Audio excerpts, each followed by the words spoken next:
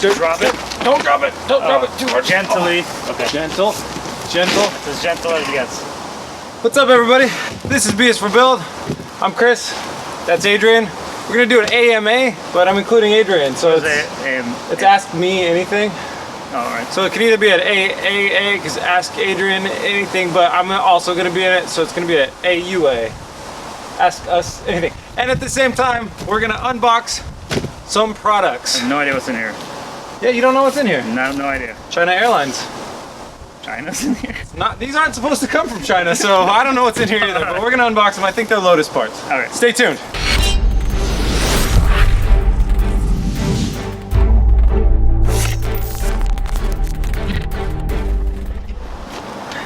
Alright guys, well we are losing light, so I'm going to take a page out of the Smoking Tires book. This is going to be a one take, because we don't have time for a two take.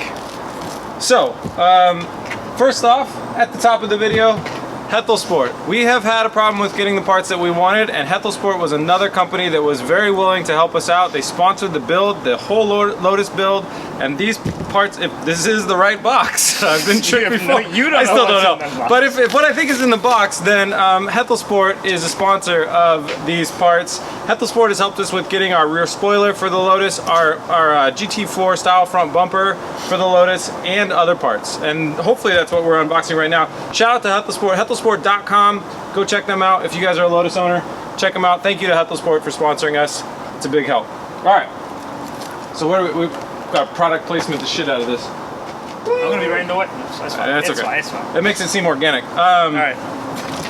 So we got a bunch of questions, and I realized there's a bunch of there's more parts inside that I wanted to get. Yeah. The reason we're not in the shop right now is because yesterday I was with my family camping. I got some awesome footage of the place I was camping. I'm going to show you a little snippet of that right now, and I'm going to run inside and go get some parts, and I'm going to come back out, and then I'll show you the rest of the footage after the video. BRB.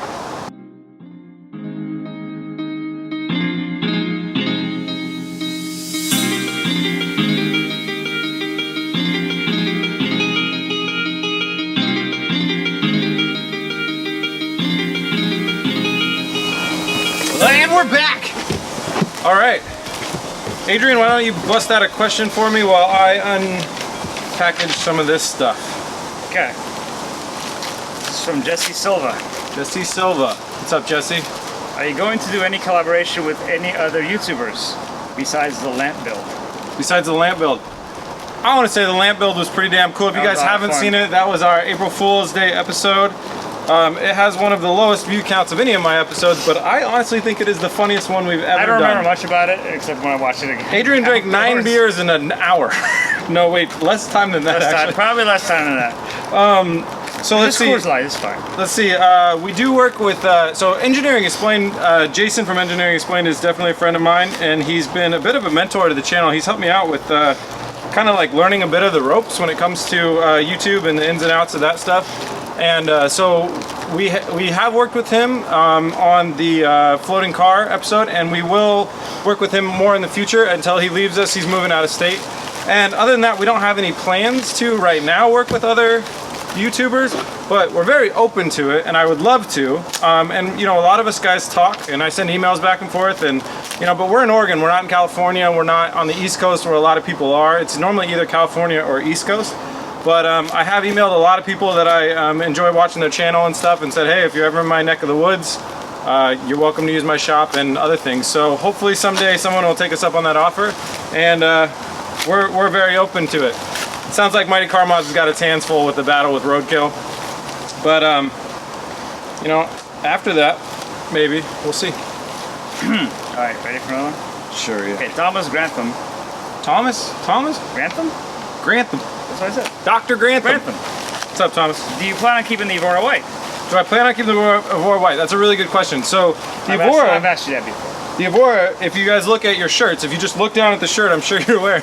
You can't change the shirt at this point, so it's kind of staying. So we make our shirts to match the concept of the cars that we made. For instance, the E46 shirt, it had like the rocket launchers on it and stuff like that. And it was not quite in the floating stage. But anyways, so the car is going to be just like the shirt for the first pass. So it's going to be a white car, black roof, black mirrors, gray wheels, GT4 front bumper, rear spoiler, those types of things. The shirt design and the design that I show you guys, like at the end of, for instance, this episode where I beg you to go buy a shirt to help support the build, that is classy, right? Yeah. That bag really, yeah. That is the that's the design that we're gonna make the car at first, and then after that, you know, as I'm daily driving it and stuff, if I get bored, we're gonna change it. Our first part has been finally unwrapped. So these are fiberglass. I'm too cheap to go for the carbon fiber. These are fiberglass side scoops. They're this little part on the shirt. They go on the side of the car and they help scoop air in to the side intakes that run into the rear clamshell that eventually go into the motor, or this one will go into the air intake, I believe. Isn't the whole car fiberglass anyway? Yeah, but they kind of fit right into the whole fiberglass. They do, but a lot of people go carbon fiber because they have the money. I don't. Good for those. A lot of Evora owners definitely have the money for their carbon fiber. I don't. So these are fiberglass. They're called they're called side scoops, and they are the long version. And they are probably at Headless Sports website. If not, they can hook you up with a set. All right, now we got to unbox some of the hard stuff. So we're gonna have to move our. Okay. You want more question? Or you want to start unboxing? Oh shoot. How many have we got through? Two? Two out of three. One more. All right. Hang on. I'll open this. You hold. Cheers first. We just opened your beer finally. I'll open it. You actually, I want to. Okay. Simon Luckfall. What's up, Simon? I've seen your videos how you problem solve, but there's some missing pieces. Oh yes, this is so Simon is a patron, patron, a patron. And he gives us money on Patreon. Avid viewer. Okay. He's an avid viewer, and so his question got picked just because he's a patron, no matter how good it was. It's also at the top of the list. I kind of just. I put it there first so we didn't forget it, but Adrian reads from the middle up. It's not in blue. Not from America. What's up? Could you explain your thought process and how you don't mentally break down to fetal position? Well, see, he does the fetal position thing off of camera. That's true. That's true. I've seen it many times. I've seen your videos and how you problem solve, but there are some missing pieces because you explain your thought process and how you don't mentally break down into How do you keep your shit together with all of these problems you have to deal with? Okay, so that's what I think he's asking. If I get stuck, I normally Google first, and we don't have internet out the shop, so I grab my phone, I Google, see if anybody else is writing about it. When it's things like the Lotus and not a lot of people have worked on it, I'll check YouTube videos, but thanks to you viewers, all mine show up first, so fuck everyone else. No, but anyways, so that's normally no help. So then I normally just wing it. I just do what I think would be a good idea to do. If I can't call a specialist, sometimes I'll call a specialist. I'll get real greedy and I'll like, for instance, I had a Range Rover back in the day and I had a problem with the Range Rover. I just called the local Range Rover dealership and told them that I bought a car from them and my key didn't work. Really, I didn't buy a car from them at all. My key didn't work. And I had a tech try and explain to me what I might be doing wrong, and it solved the problem. So, you know, sometimes you can get a little cheeky and call specialists. If you can't get your hands on a specialist, forums, YouTube videos. Well, see, like I think it's nice that the viewers comment on some shit, and I've seen some helpful things. That's a big thing. Definitely sometimes help out. Yeah, and so if we can stop the episode there and then wait for viewer comments, we definitely do that. Yeah. And then yeah, if that doesn't. How did you get the roof thing? Is that off or find a roof? Find a roof. Find a roof. A viewer definitely emailed me. Yeah, a viewer emailed me. That was awesome. But technically, when I get technically stuck and I don't know how to do something, if all else fails, I just do it and remember that no matter how badly you mess it up, like normally money can get you out of the situation. If you don't have the money, you might want to spend the time to find the right type of person.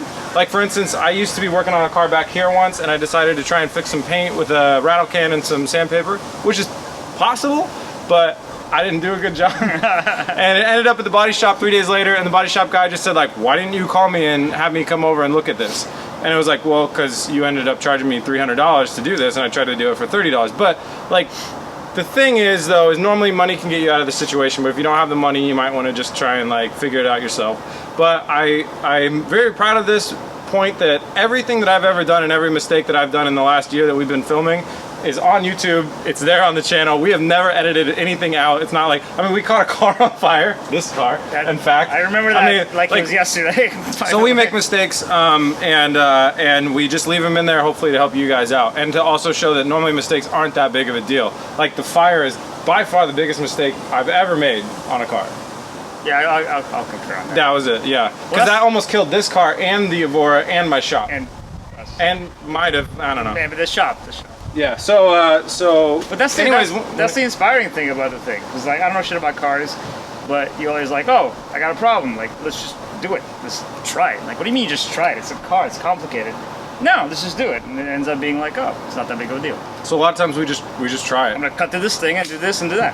Like the wiring harness, for instance. The That's- wiring holy harness. shit. No one can tell you how to do a wiring happened harness. here, actually. We were back Oh here. my No one can God. tell you how to do a wiring harness other than just replace all the wires with a I wiring can't harness. believe that fucking worked. Just do it, man. Just do it. If it's already broken, just do it. What's the worst that could happen? Because the Subaru dealership wanted to replace the wiring harness anyways, so just, all right. That's an awesome feeling when that actually worked. That was an amazing episode. All right, what's in this fucking box? This- What's in the box? What's Chris? in the box? What's in the box?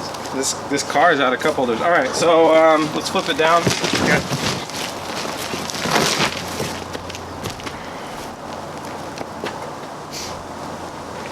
We'll be right back when we get the box open. Edit that. All right, well, I know you guys can't see this, but this is how you package a box, Lotus. Pretty sweet. If you're watching. This shit came from further away from the UK, and they just use cardboard, and this is like... Maybe you have to go to China for the packaging process. Yeah, I went to China because they know how to package a box. Anyways, that's a legit way to package a box. Let's start with the small stuff, and we'll work our way up to the big stuff. This is Evora parts, we know that now. All right, let's get another question. What are the questions? Oh shit, that's my... They're in your back pocket.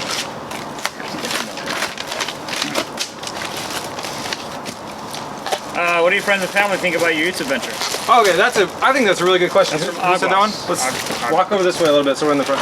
What's his name? Aguas. Aguas. Yeah. So my friends, one of the really interesting things is my friends have been in the YouTube video. So Adrian, one of my best friends, we worked together for 4.5 years. We call it 5 now. And so Adrian no longer works with me, which makes it even more fun. So when we get to hang out, we definitely have a good hang. And Jeff is one of my longest friends. I've known him for probably over 10 years now, and he's been on the channel. So my other friends probably, I don't know, I think they just think it's cool. It's like if you were like a sponsored skateboarder or razor scooter or whatever you kids do nowadays. Do most of them know? What? Do most of them know that you're doing this, or? I think a lot of them, yeah, a lot of them probably don't know. And on the family side, my family's very supportive of anything that I do. And you know, my mom was really keen on me buying a house, but instead I bought 5 cars.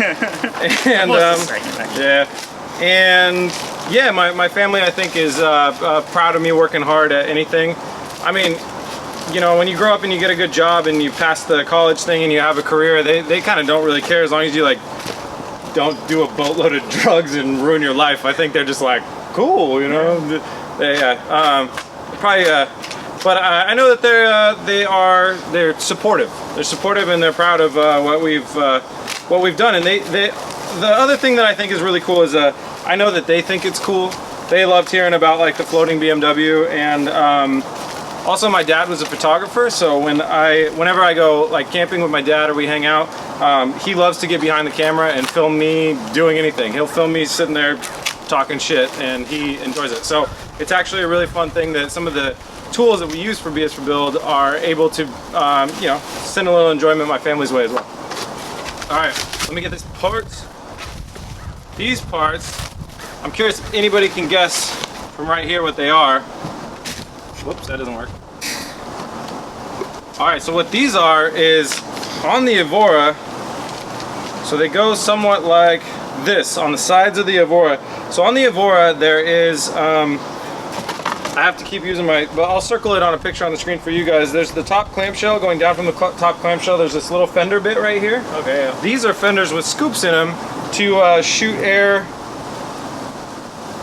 I don't know where the air goes, but that's what these are. We had a really damaged one, and it was cheaper to buy these really cool GT4 style ones than it was to buy the OEM ones. So we went ahead and got these ones, and they are, damn, the quality is fantastic.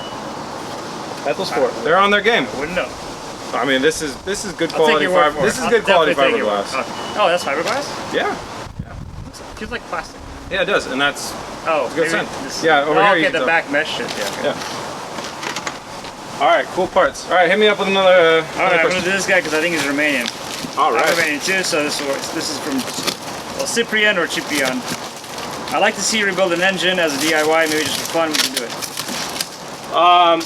Like to see us rebuild an engine. Sounds like a pain in the ass. Yeah, so engines are definitely a weak side of mine. Not to say that like I don't understand engines, but they're like a part where I have less knowledge. I think we'll be rebuilding one when we blow one up. It's definitely inevitable that we'll blow one up at some point. The next thing, you know, when we tackle the Mustang, that's mainly engine mods. And so we'll rebuild one as soon as we kill one. We'll bring it back to life. Probably kill one at some point. I'm sure we'll kill one at some point. Yeah. Yeah. We've actually been oddly fortunate of not killing a lot of cars on BS Rebuild. One got crashed into, but I haven't. Well, that's not our.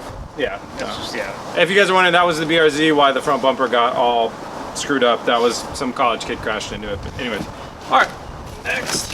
Oh, hey, this might interest me a little bit. Mankus. Oh, I put this one in for you, I think. Oh, thank you. What are your thoughts on motorcycles? Did you ever like to do a Supermoto build or something like that? Okay, what is Supermoto, Adrian, do you know? No, I wish I knew. It sounds like... I think it's some type of racing bike, right? moto racing? Yeah, it's gotta be. Although even like you can buy like expensive ass bikes that are pretty much ready to race anyway. Yeah, so Adrian has a bike. It broke. It broke? It broke it. So we'll probably be fixing Adrian's bike real soon if you guys are interested in seeing that. Eric has a bike. He's had mini bikes. Sorry, yeah. So I figure with these guys being a part of the channel as they are, we gotta do some bike stuff eventually. But I ain't gonna be riding a bike. Yeah, it's not advisable. I'm not super interested. It's a lot of fun though. I'm not super interested in bikes and riding a bike too much. I might build one and ride it a little bit, but then I'd probably get rid of it. But if Adrian wants to upgrade his bike, Eric wants another bike, or there's anything that we can do, yeah, we'll do a bike build. Yeah, like a little mini episode here and there. Why not? Yeah, absolutely. And we'll probably, if you guys are interested in us fixing Adrian's bike, whatever's wrong with it, we can do that on the episode too, on a episode. Just let me know. That'd be awesome. Okay, this one, actually, I'm curious about this. I mean, there's a thing. Ben Conrad is wondering, where is the Portland meet? Where is the Portland meet? Is there a Portland meet? Nah. No. So why isn't there a Portland meet?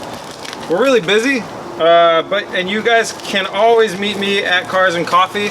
Once in a while, I will send out an update. I throw up the bat signal on Facebook and Instagram. Follow us on Facebook and Instagram, and that's when I'll tell you guys. I'll be like, hey, tomorrow I'm hitting up Cars and Coffee. But you know, we are filming almost every single day to have 2 episodes a week, and it's a real tough schedule. And that means a lot of times we don't have time to go out to car meets. But, what's the but part of that? I can't. Oh, and Cars and Coffee is on a Saturday, and so that's tough. But we will be going out to Cars and Coffee a little bit more often. The weather's nicer now, and we should bring some cars out, especially once the Plan B is totally finished. And definitely when the Evora is finished. Normally, when we finish a car, if we think it's cool, we take it out to Cars and Coffee. So follow us on Facebook and Instagram if you're local, and that's where you can find us. Seattle does some shit with it, right? Seattle had Stance Wars, which I missed, and people are not happy about. UFC 200, man, we were hanging out. Well, yeah, it's priorities, man. Priorities. All right, Alex Josie. Will you do any cosmetic modifications to the Evora when it's done? And what is a dream car of yours that you do not have owned yet? Cool, good questions. Okay, so cosmetic modifications to the Lotus are basically coming while it's being finished. So we got aftermarket front bumper, aftermarket rear wing, which I'm unwrapping right now. We got those fenders, our aftermarket. What else do we have that's different, that's not stock? And aftermarket wheels. So those are our first set of kind of mods, if you want to call them that, from OEM. And then after that, I'm not really sure what we're gonna do. If we can get a stable build, and I'm enjoying it as a daily, and I think the transmission can do it, we'll probably be looking at forced induction. But this is gonna be my daily driver, so. What's forced induction? That's turbochargers, superchargers. Oh, is that in the Evora or something else? Yeah, we could do that in the Evora. Oh, okay. If it all like comes together. You know, it's like you don't want to take a daily driver that's nice and reliable and then make it not reliable by putting a turbocharger on it. It's not really worth it. How confident are you in doing a turbocharger? I'm confident enough. Yeah. Enough. It's pretty simple, but you know, we're going to be doing it on a lot more cars in the very, very near future before the Evora. There's also a boatload of cars in the list that need to be worked on once the Evora is finished. So, you have a car in mind after the Evora is done that you want to jump on? The Mustang's going to have forced induction. Yes. Finally, the Mustang. Yeah, the Mustang that's it's still right over there. Right there. It's next. It's next at the same time will be the Camaro. We're going to do like some American stuff for a while. But I do need to get my rally car done so I can go camping more because I love camping and it'd be awesome to have a rally car to do that. Do you have an idea for what you want that to be? It's that BRZ, that third BRZ at the shop. Oh shit, I forgot about that one. It's easy to forget. So many. 9 cars. Alright, check this out guys. This is our rear wing. That looks nice. Dude, it looks great. It's fucking perfect. Again, the fiberglass work is phenomenal here. Wow. It's super clean. So this is the rear wing. It has these little side pieces. I didn't undo both of them. Can you hold that like these? Next to that? Yeah. That? Okay. So that on the back of the car is how that's going to look. It's got this nice little lip here. I like this. This is very cool. So this is a real clean piece. I'm real excited about this. Where'd you get this from? Bethelsport. Bethelsport.com. Oh, that was. Oh, yeah. Yeah. So many. Adrian's good with the product placement. Well, China came up a lot, so I kind of lost track of it. Yeah. China's a middleman, apparently. None of these parts actually came from China, for the record. Nothing comes. It just came from China. through China. All right, this next one's going to be a beast for me to unwrap, but I'll get to it. How many more questions do you think we have? Like 6 or 7. All right, yeah, you keep going and I'll keep unwrapping. All right. Let's see. Will you ever buy? So Alexander Kanigolu was wondering if you ever buy a rotary powered car to buy. Rotary. What'd I say? Rotary. Same thing. Rotary. English is his second language. It's my second language. So he has an excuse. I do not. I can do rotary though. It's fine. Okay. So, anyways, will I ever buy a rotary car? Yeah. I have a real. I really enjoy cars that rev real high, like the S2000, 9,200 RPMs on my S2000. Really enjoy that. So. Yeah, it's really high. So, and rotaries do the same. And I think that even if your horsepower is low, it's really fun to just wrap out an engine. And not that rotaries have to be low horsepower. I'm just saying, like, it just really is a blast. So, I would love to put a rotary in something where it just doesn't belong. I've always wanted to do. You get a transplant on that? Yeah, you can. It's really easy. I've always wanted, when I was younger, I wanted to have a rotary 240Z, a Datsun 240Z. So that's like a possibility. I think another question is would we ever have a Datsun? Yeah, that's the next I'll answer that right away. Would I ever have a Datsun? Like, yeah, I'm not super actively trying to buy one on the market, a 240Z, but I'm kind of like passively. We have too many cars right now. I have 9 cars right now, so it's hard to add another one that we won't get to for like another year. But you know, I'm looking at it. I'm looking at getting one, and we will have one eventually because I am a car collector, and those cars are definitely going up in value. But as I know with the Camaro, when you have an old car that's made in the 70s, they have a lot of problems just staying alive. And we live in a very wet climate, and you don't want one to just mold out and rust out on you. So I want to get one when the timing's right. So you put a rotary engine in a car that doesn't come with one. Is it just a matter of just fitting the engine in, or do you have to factor in for like fuel delivery or anything else? So rotary engines are really small, so they fit in basically anything you want to put them in. The cool thing about the Datsun is that's already a really light car, so you're mixing a really light engine with a really light car and a lot of RPM, so you get a really fun driving experience and potentially a really crazy one. Like if you were to get up to like 300, 400 horsepower, it would be extremely hard to keep on the road just from doing like just losing grip because it would be the power exceeds the power to the weight ratio is insane. Yeah. So but you got to factor anything else besides that.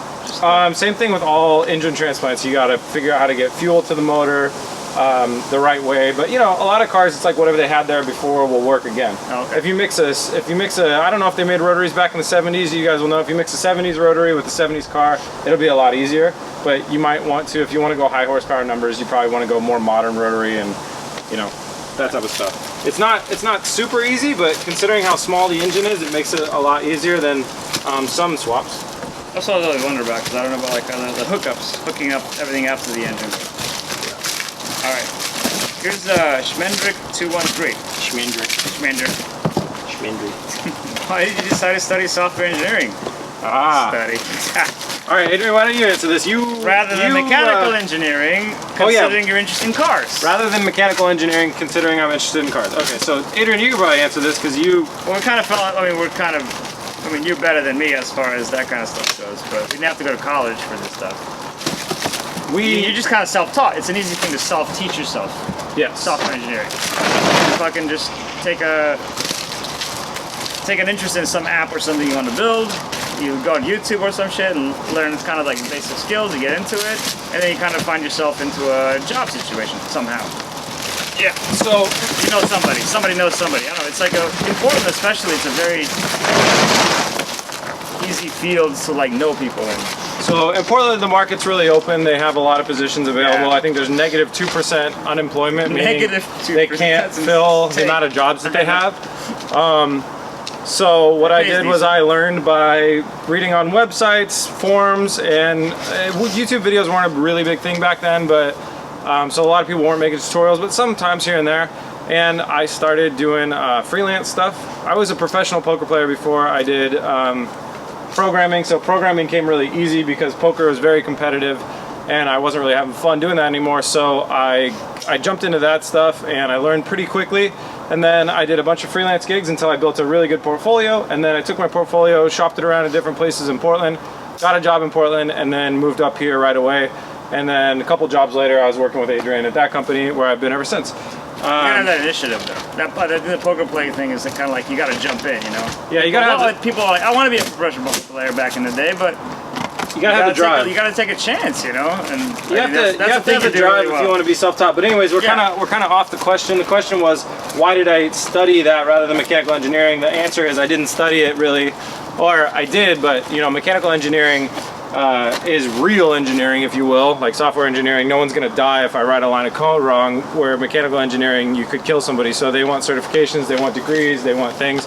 And I definitely wasn't willing to do that, as well as like, I didn't have the ability to build any cars or any crazy stuff like that when I was growing up. I just had my computer and I could build anything I wanted on my computer. So that side of having very little to work with and being able to build anything was really intriguing to me. So I built software rather than cars back then. Once I made enough money from software, then I just dumped it all into cars. The app. Yeah. The app.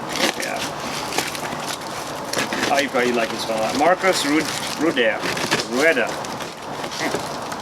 Will you ever work on a Nissan 350Z? Oh, yeah. So, TJ Hunt's got a 350Z. A couple other people have 350Zs.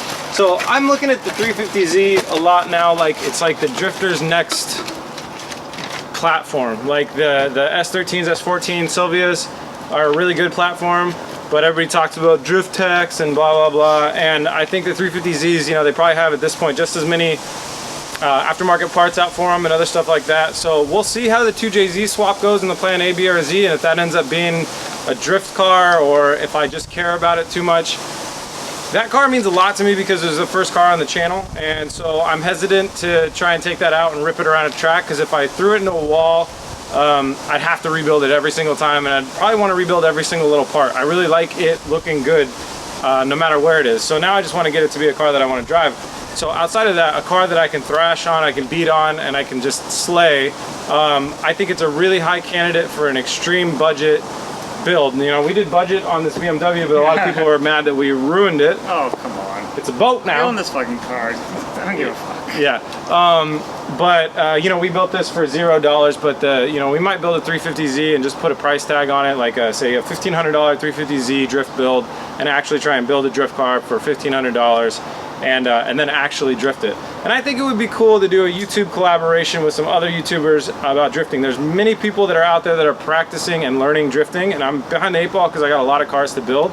But once we all get our shit together, it'd be cool in like a year from now to all get out and do a little drifting contest, drifting video, drifting something. So I think it's about time I spend some more time behind the wheel. I just don't have a lot of time to do that because I'm always in the shop. Should we like a tire sponsor first or something? Yes, and BS for Build is always looking for a tire sponsor. Especially when you're drifting. Seems like you go through a lot of those. Yeah. Oh, this part's gonna look sweet. That's the back bumper, I assume. Nope. What? Front bumper. Really? Looks huge. By the way, you got to be like knife level 4 to open a bumper with a knife. You don't do this at home. Try to clear some space here. Well, no, it's just you'll scratch your part. Kyle Hurst really wants to know what kind of programming languages you work with. Okay, I work with JavaScript, CSS, HTML for like web development, web apps, and Photoshop is not a programming language, but it's just as valuable to learn. And then you have Objective-C for iOS apps. I don't mess around with Java or Android apps at this point. If I was gonna make an app that like went on both Apple phones and Android phones, I would use HTML, JavaScript, and CSS because that's a native. It can be read by both devices, and then I would just port it over to both devices, which I have done in the past. I like the Photoshop stuff you do. Yeah, interesting. I think a lot of people did. A lot of people watch the Photoshop stuff more than they watch the Evora stuff, which is scary because I could have been sitting at home in front of my computer. Well, because the fucking Photoshop stuff is more. Yeah. Anyone can do that. Anybody can build a car. Anyways, go on. Well, you have to buy a shop and get tools. The tools. You're standing in the driveway where we built the first car. I know, but do you know how many tools you have? You have a lot of tools. Coming up in an episode soon, I'm going to show you how to build a budget toolkit that can fix almost any project. That is. And then I'll give it away at the end. I'll watch that one. Yeah, and you're not getting the tool set. Not? Friends and family are excluded from the contest. Come on. All right, let's keep going. We're running out of daylight. Sorry, guys, this is dragging on. I think I might call on. Hold on. There must be one more I haven't read here.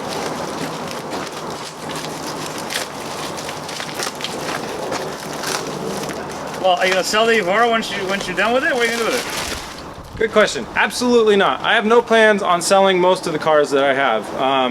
The Evora will never be sold. The Camaro will never be sold. Never say never. Never say never. If I go dead broke, okay, all the cars will be sold. I'm not sleeping in a cardboard box. What if you drive that thing and you're like, eh? That's not gonna happen. Not gonna happen? It's. I mean, it looks so good anyways. It's not gonna happen. All right. The Evora absolutely will never be sold. It'll probably be the last one to go if something bad happened and I had to get rid of all my cars. Most cars won't be sold on the channel. The Charger's going to be sold because that wasn't a real. I did build that car from a salvage, but I don't have a lot of attachment to it. But a lot of the other ones, I'll just keep them. I'm a car hoarder. Enthusiast. I'm a car hoarder. This one we're probably gonna steal. Well, we don't know what's going on. We gotta take this down the river. We might have to take this down the river. We don't know what's happening with this one, but do it. For the most part, the plans are all on our channel. The plan is always to build the car, use the car, enjoy the car. We're definitely not a rebuilding shop where we're trying to build a car, fix it, and sell it for profit. Enjoy the car. I like that. Yeah, it's not the deal is not to try and make money on these cars, but it is to build them without losing money. Like for instance, the Evora. Well, I mean, that could be it. Well, on a done. What? He's wondering if you plan on buying another car after you're done with the Evora, and I know that you don't plan on buying cars, but sometimes you just like get on that freaking site. And you're like, oh crap, don't have a choice. Oh my god, this looks so good. Awesome. You guys, that is really we gotta do this quick. Am I planning on buying another car? No, we have the Mustang to work on, the Camaro to work on, the BRZ rally car, the 350Z idea is pretty hot in my mind. We have different concepts being kicked around with different car manufacturers out here in the United States to try and do some good press marketing as far as projects. We have a top secret project that we have in mind for 2017-18. That is a four-wheel drive if you guys are into that concept. But right now, I'm not car shopping. Maybe I should guess what it is and like get a free t-shirt. If anybody guess what our top secret project is for 2017, which you will not. Will not, no way. Yeah, sure, I'll give you a free shirt. A free floating BMW? No, I'm not giving a car away. Oh yeah, for those people asking if I'm going to give away a BMW, I'm not rich, guys. I don't have the money to get, or not a BMW. I mean, BMW, that's questionable, but the BRZ, they're asking if I'm going to give away a BRZ. Sorry, guys, but I don't have the money to be giving away cars. Like, that's crazy. Are you portraying some sort of lavish lifestyle? Yeah, like, do I look rich over here? This thing looks awesome. Dude, this is cool. I'm excited. I'm trying to get these last few pieces up. So that was it for the questions? Well, probably. If I can get... Yeah, it was it. Oh, did you pick one out that you wanted to do? Oh, I don't know. No, I just want to double check. I got them all. Danny IPWN. My question is, where is a good place to find auction cars like you, and what is the goal money-wise to start doing similar things as you? Okay, so the website that I like to use is called Copart, copart.com. There's a lot of other websites. I get a lot of emails about this. I made a video. It's called Tips on Buying a Salvage Car. Go check that out. And money-wise, I would say don't buy a salvage car as your first car. Because as you guys can see, it takes a lot of extra parts to fix them, it takes a lot of extra money, and you could potentially never not drive your car for a year. So I would not ever do any of this if I didn't have another car in the background that I could drive back and forth to the shop or to buy car supplies. I did when I was younger, and thank God my parents were nice enough to let me borrow their car. And I was always in their car. I think I drove their car for like 6 months while I was working on my car, basically treating it as a project car. So. But money-wise, I would say there are cars on that website going down to $500. We built this car for $0. So money-wise is wherever you feel comfortable. Look at the prices on the cars and just be realistic with yourself about the money that it costs to rebuild a car, and then have a blast. But you could do it for $1,000. You absolutely can. You could. There are a lot of cars that are really fun. There are Miatas, there are 240Zs, there are lots of crash rear-wheel drive cars that you could build for $1,000 out there. And especially if you just want to build them to use the car to have fun and you're not trying to make it look show car finished, then the BMW is a perfect example of how you can do it for like almost no money. Sell all the parts that you don't want that are still good, sell them all on eBay or wherever you choose, and then rip the car and have fun. All right, last piece we're going to show you, and then we're going to peace out. Grab that, son. And switch. Pivot. Pivot. This is our, I don't know if it's a GTE style or a GT4 style front bumper. The construction on this thing is awesome. It's got carbon fiber bits, which is super cool. It's even got a little tow hook right here. Dude. This is awesome. This is pretty awesome. And it comes with lights. Yeah. I haven't even seen the lights. I noticed. Dude, there's lights built into it. I did not expect that, actually. All right, so that's the last part that we are unboxing.